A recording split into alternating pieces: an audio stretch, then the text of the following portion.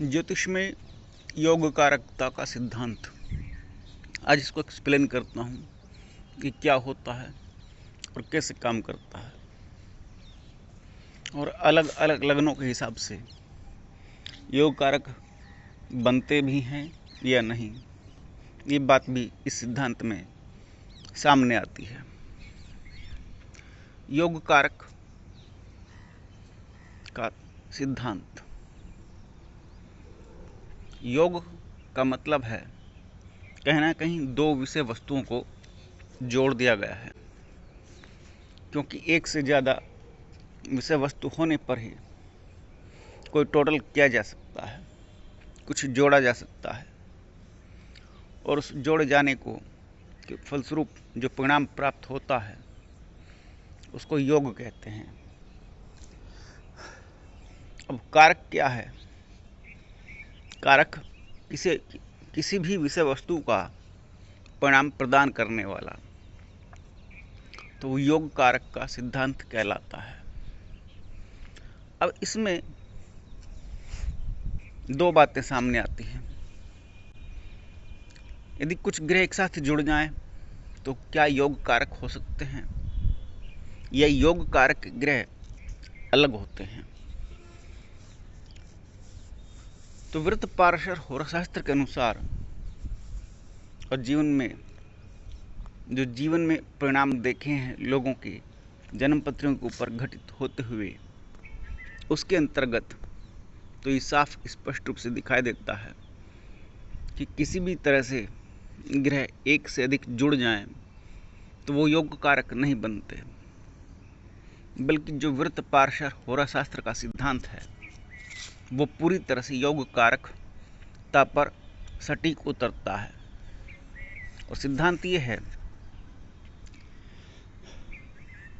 केंद्र और त्रिकोण के स्वामी यदि दोनों एक ही ग्रह हो जाए तो वो योग कारक ग्रह कहलाता है।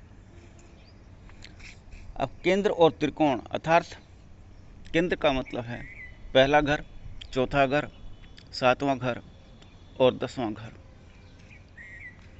और त्रिकोण पहला घर, पांचवा घर और 9वां घर।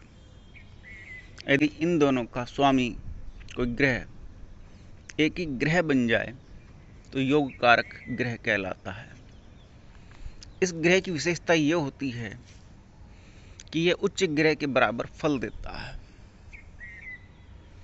जैसे किसी बिजनेस को एक ही व्यक्ति चलाता हो और साथ में अगर उसका कोई भाई भी उसमें व्यापारी स्वरूप में बराबर का हकदार हो और बिजनेस को बढ़ाने में पूर्ण योगदान देता हो, तो बिजनेस की क्षमता 10 गुनी बढ़ जाती है। एक कहावत है, 1 और 1 11 होते हैं, और ये सिद्धांत इसी तरह से काम करता है। 1 और 1 11 को आपको परिणाम प्रस्तुत कर देता है। अब ये समझने वाले की क्षमता पर निर्भर करता है कि जीवन में उसको क्या क्या प्राप्त हुआ और किन ग्रहों के फलस्वरूप प्राप्त हुआ। तो ज्योतिष में योग कारक ग्रहों में अगर हम लग्नों को लें, मान लीजिए मेष लगन है, पहला घर मेष राशि स्वामी मंगल, चौथा घर स्वामी चंद्रमा कर्क राशि, सातवां घर शुक्र ग्रह स्वामी बनता है तुला राशि, 10वां घर मकर राशि शनि स्वामी। तो इसमें केंद्र में कोई भी, और पंचम घर की और 9वें घर की बात करें तो सूर्य और गुरु, तो मेष लगन में कोई भी ग्रह योग कारक ग्रह नहीं बनता। उसके नंबर मेष लगन वालों के ऑटोमेटिक कम हो गए। इसी तरह से धनु और मीन लगन, क्योंकि धनु और मीन लगन में तो बृहस्पति और बुध ग्रह का बलवती सत्ता में होना ना होना निर्भर हो जाता है, तो केंद्र में नहीं आ पाएंगे, अर्थात स्वामी वहाँ नहीं बन पाएंगे। जब वो दोनों ही तरह से धनु और मीन में बृहस्पति जी केंद्र के ही स्वामी होकर के रह जाते हैं, त्रिकोण के स्वामी नहीं बन पाते। और इसी तरह से मिथुन और कन्या लग्न में बुध भी केंद्र के स्वामी ही होकर के रह जाते हैं, केंद्र और त्रिकोण के स्वामी नहीं बन पाते। अब बात आती है कि केंद्र और त्रिकोण दोनों का स्वामी हो, तो वृषभ और तुला लगन में शनिदेव स्वामी बनते हैं योग कारक ग्रह के रूप में। वृषभ लगन में 9वें और 10वें घर के स्वामी बृहस्पति जी बनते हैं, वो शनिदेव बनते हैं, गलत बोल गया, शनिदेव बनते हैं मकर और कुंभ राशि के स्वामी। तो ये योग कारक ग्रह है। केंद्र का स्वामी जहाँ कुंभ राशि आई हुई है और त्रिकोण का स्वामी जहाँ मकर राशि आई हुई है, इन दोनों का स्वामी एक ही है। तो ये लगन को एक विशेषता प्रदान करता है। वृषभ लगन को शनि विशेष रूप से प्रभावित करते हैं और ज़्यादा अच्छे फल प्रदान करते हैं, भले ही वो नीच राशि में भी हों, चाहे उच्च राशि में हों, चाहे कहीं भी हों, प्लस पॉइंट मिलते हैं, एक्सेस मिल जाता है। इसी तरह से तुला लगन में चतुर्थेश और पंचमेश के स्वामी होकर के शनिदेव तुला लगन वालों को विशेष रूप से प्रभावित करते हैं, 10 गुना ज़्यादा अच्छे फल प्रदान करते हैं। भले शत्रु राशि या नीच राशि में हो, फल अच्छे ही मिलेंगे और परिणाम की प्राप्ति भी अच्छी ही होगी। बहुत सारे अवगुणों को हटाते हुए सद्गुणों को प्रदान करने वाले शनिदेव बन जाएंगे, जिन सद्गुणों के माध्यम से वो जातक संपत्तियों को अर्जित कर लेता है और संपत्तियां अर्जित होने से भौतिक जीवन की सफलता दिखलाई देती है। कर्क और सिंह लगन में मंगल योग कारक ग्रह है। कर्क लगन में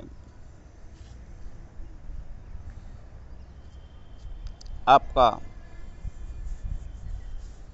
केंद्र और त्रिकोण का स्वामी मंगल बनता है,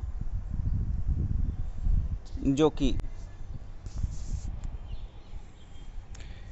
10वें घर का और पंचम घर का स्वामी बनता है, केंद्र और त्रिकोण का स्वामी बनता है। इसी तरह से सिंह लगन में भी मंगल केंद्र और त्रिकोण का स्वामी बनता है, चौथे घर का और नवम घर का। तो वो इन लोगों को एक एक्सेस देता है, प्लस देता है। अब इसके अलावा कुंभ लगन में शुक्र ग्रह त्रिकोण का स्वामी बनता है और केंद्र का स्वामी बनता है। तो कुंभ लगन वालों को शुक्र ग्रह विशेषता प्रदान करता, विशेष फल प्रदान करता है। ये योग कारकता का सिद्धांत कहलाता है। तो जब भी कुंडली देखनी हो तो कुंडली में ये जरूर देखें कि योग कारक ग्रह की स्थिति क्या है और कितने एक्सेस फलों को, अतिरिक्त फलों को वो प्रदान कर रहा है और कितने की प्रदान करने की क्षमता रखता है। अगर हम योग कारक ग्रह को बलशाली बना दें तो परिणाम कुछ और प्राप्त हो जाएंगे जीवन में, जो भविष्यवाणियों में घटते नहीं दिखाई देते, जो दशाओं के अंतर्गत नहीं आते दिखाई देते, लेकिन केवल योग कारक ग्रह को बलशाली कर देने पर अद्भुत परिणाम सामने दिखाई देने लगते हैं। उपाय की बात अलग है, वैसे भी कुछ भी ना भी करे तो योग कारक ग्रह कुंडली में अपना विशेष फल प्रदान करता है। कल किसी और सिद्धांत पर चर्चा करूंगा। नमस्कार।